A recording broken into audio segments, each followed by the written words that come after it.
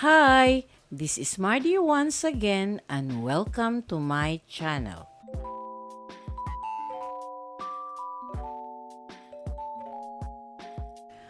On November 3, 1953, Vilma Santos was born as Rosa Vilma Tuazon Santos in Bamban, Tarlac.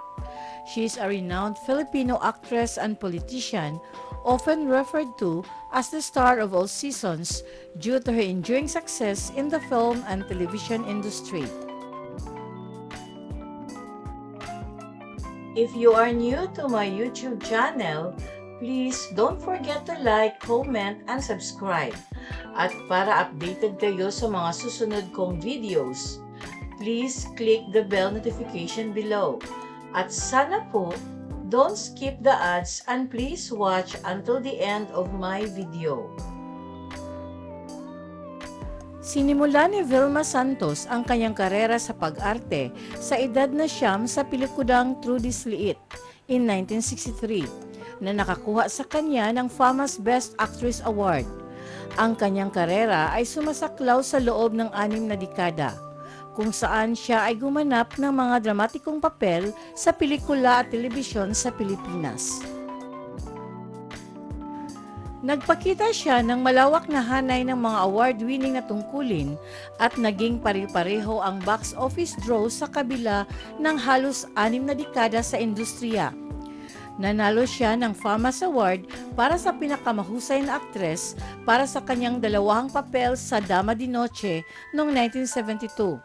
At ginampanan ang superhero na si Darna sa 4 na pelikula na nagsisimula sa Lipad Darna Lipad noong 1973. Ginawa ni Santos ang pagputi ng uwak, pag-itim ng tagak noong 1978.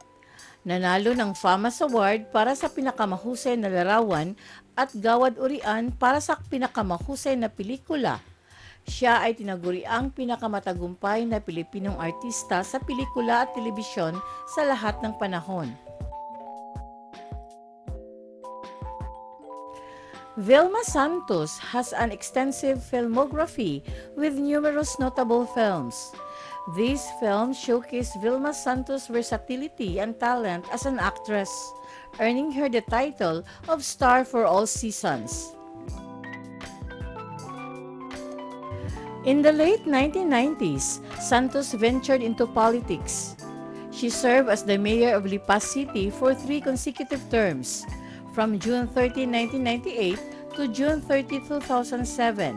She then served as the governor of Batangas for 3 consecutive terms, from June 30, 2007 to June 30, 2016. She was elected as the representative of the 6th District of Batangas, which comprises only the city of Lipa, in 2016.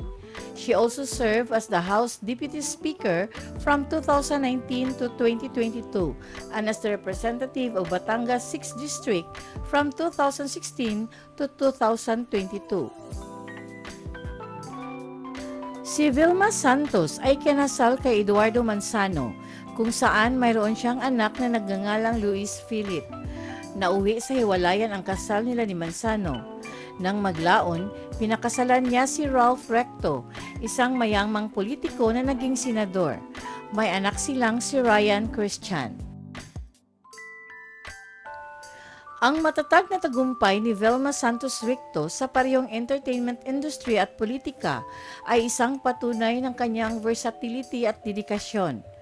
Ang kanyang kwento ay patuloy na nagbibigay inspirasyon sa mga susunod na henerasyon na nagpapaalala sa kanila na ang tagumpay ay maaaring makamit sa maraming larangan ng may pagsusumikap at determinasyon. Thank you very much for watching. And according to Antonio Guterres, when we achieve human rights and human dignity for all people, they will build a peaceful, sustainable, and just world. Shout out and thanks to the comment of June Mayo MRV Official. Maraming salamat po.